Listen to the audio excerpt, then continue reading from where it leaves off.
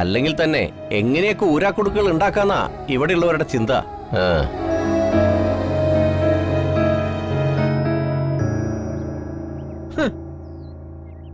കുരുക്കഴിക്കാൻ വന്ന ഒരാളെ കണ്ടില്ലേ? എടാ, സ്വന്തം തന്തയും തള്ളയും കാണാതായിട്ട് ഒന്ന് തിരക്കി ഇറങ്ങാൻ പോലും മനസ്സ് കാണിക്കാത്തവനാ നിന്ന് ന്യായം പറയുന്നേ. തന്തയും തള്ളയും കളിപ്പാട്ടൊന്നുമല്ലല്ലോ കാണാതാവാൻ. വയസ്സായാലും മക്കളെ ബുദ്ധിമുട്ടിപ്പിക്കാതെ വീട്ടിൽ അടങ്ങി ഒതുങ്ങിയിരിക്കാൻ പഠിക്കണം. ഇതൊക്കെ ആരോട് പറയാനാ? ഉലകം ചുറ്റി നടക്കല്ലേ ഇവർക്ക് വേണ്ടത്.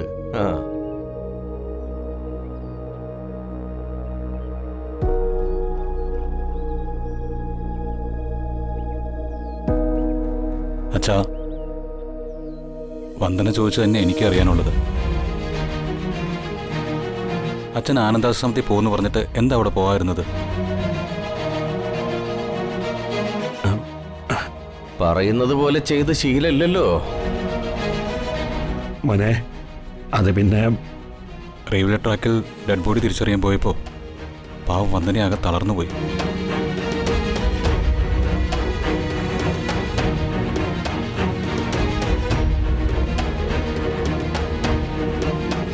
ആ അവസ്ഥ ആർക്കും പറഞ്ഞാൽ മനസ്സിലാവില്ല. ഒരു നിമിഷം ഈ ലോകം തന്നെ ഇടിഞ്ഞു താഴ്ന്നത് പോലെ എനിക്ക് തോന്നി.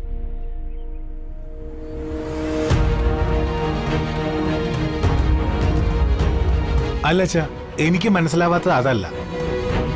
വന്ദനേച്ചി പറഞ്ഞു അച്ഛന്റെ ID കാർഡ് മൃതദേഹത്തിന് അരികിൽ നിന്ന് കിട്ടിയെന്ന്.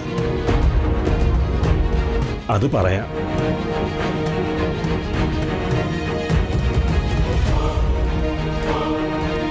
ട്രെയിൻ യാത്രക്കിടയിൽ മറ്റൊരാളുടെ ബാഗുമായിട്ട് ഞങ്ങളുടെ ബാഗ് പരസ്പരം മാറിപ്പോയി. അങ്ങനെയാ ID കാർഡ് നഷ്ടപ്പെട്ടത്.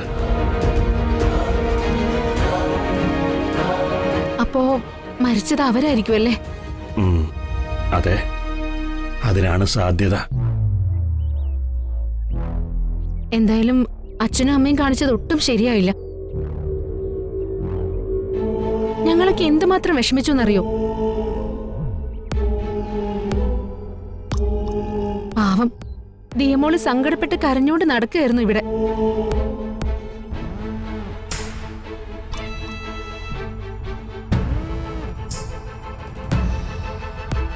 നോക്കിക്കോ, ദിയമോള് സ്കൂളിൽ നിന്ന് രമ്യ ടീച്ചറിന്റെ ചൂരലെടുത്തിട്ട് വരും.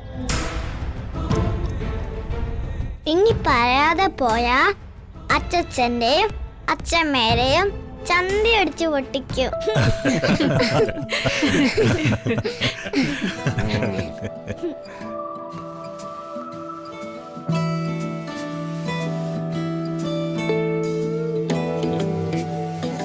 ഇത് തന്നെയാ മോളെ അതിനുള്ള മരുന്ന്.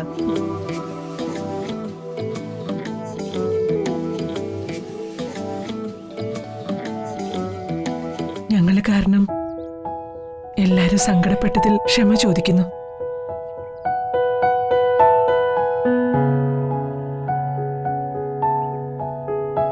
പ്രത്യേകിച്ച് ഞങ്ങളുടെ ദിയമോളോട്. ഇപ്പോഴത്തേക്ക് ദിയമോള് ക്ഷമിച്ചിരിക്കുന്നു.